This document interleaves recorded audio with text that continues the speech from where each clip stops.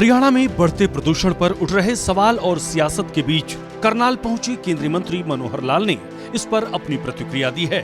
उन्होंने supreme court के आदेशों को दोहराते हुए दिल्ली एनसीआर और हरियाणा में बढ़ रहे प्रदूषण के कारण गिनवाए। बताया कि प्रदूषण को रोकने के लिए केंद्र और प्रदेश सरकारें पूरी कोशिश कर रही हैं। कई फैक्टर्स हैं इस प्रदूषण के, कोई केवल एक प्रदूषण एक फैक्टर नहीं है। इसके अंदर जहां बार बार पराली की बात कही जाती है, ठीक है, पराली के जलाने का भी एक योगदान होता है। कंस्ट्रक्शन का जो काम है उसका भी इसमें योगदान है, ट्रांसपोर्टेशन का काम उसका भी इसमें योगदान है। तो ऐसे बहुत से ऐसे विषय हैं जिसको लेकर के और ये प्रदूषण फैलता है। प्रदूषण को समाप्त करने के लिए और प्रदेश सरकार, केंद्र सरकार सब लोग लगे हैं और अपने अपने तरीके से काम करते हैं। दोषारोपण का कोई फायदा नहीं है। गौरतलब है कि दिल्ली एनसीआर में प्रदूषण का स्तर अब खतरनाक श्रेणी तक पहुंच चुका है। AQI 500 के पार पहुंच चुका है। ऊपर से इस पर राज्यों के बीच जारी आरोप प्रत्यारोप का खेल आग में घी डालने का काम कर रहा है।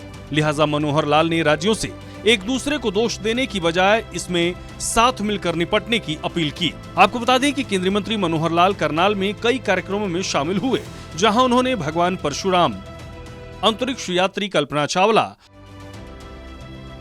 और डॉक्टर मंगल सेन जी की प्रतिमा का अनावरण किया।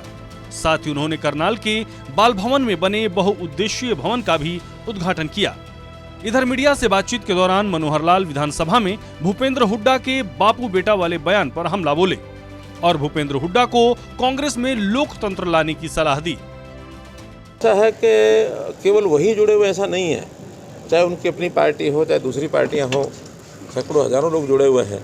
इतना ही हमारा कहना है, उनको सुझाव है, वो करें जो मर्जी, उनकी अपनी पार्टी जो मर्जी करें, लेकिन सुझाव ये है कि पार्टी में लोकतंत्रता लेकर के आए। लोकतंत्र इस नाते से अन्य लोग भी पार्टी में आगे आएंगे तो उनकी पार्टी को बढ़ावा मिलेगा, लोकतंत्र मजबूत होगा। अगर ये बापू बेटा की पार्टी जो हम कहते हैं लगातार उससे वो नहीं हटते हैं और अडिग रहते हैं, हमें उसकी हानि नहीं है, हमको हानि नहीं है, क्योंकि लोगों को ही लगता है कि ये जैसे राजा महाराजा होते थे, एक वंशावली जो राज करती थी, राजा का बेटा राजा, उसका बेटा राजा, ये अगर इस प्रकार से आज लोकतंत्र में कोई भी पार्टी चलाएगी तो वो पार्टी नुकसान में रहेगी। केवल कांग्रेस का ही विषय नहीं है, ये सब पार्टियों के लिए हमारा कहना है। बता दें कि हरियाणा में कांग्रेस की हार पर उठाए जा रहे सवालों में बापू बेटा वाले बयान पर भूपेंद्र हुड्डा ने अपने परिवार को स्वतंत्रता परिवार बताया था, जिसके बाद से ही इस पर बयानबाजियों का दौर जारी है। हालांकि करनाल स्थित शुगर मिल में पिराई सत्र की शुरुआत करने पहुंचे कैबिनेट मंत्री अरविंद शर्मा की माने तो इस तरह की टीका टिप्पणी चलती रहती है कि नहीं, वो अपने जब सेशन में कोई किसी की नाराजगी नहीं होती, टिक्का टिप्पणी चलती रहती है। एक बहुत हेल्दी माहौल में सेशन जो है सेशन का समापन हो गया है। करीबन 1-1.5 बजे समापन था, तो उसमें सब चलता रहता है, कोई ऐसी बात नहीं है। अपनी अपनी बात सारे रखते हैं, उन्होंने अपनी बात रखी होगी, कोई ऐसी बात नहीं। अरविंद शर्मा ने बताया कि पिछली बार शुगर मिल से किसानों को 18 करोड़ का लाभ मिला था, जो इस बार 30 करोड़ तक पहुंचने की उम्मीद है। सूर्या समाचार के लिए करनाल से हिमांशु नारंग की रिपोर्ट।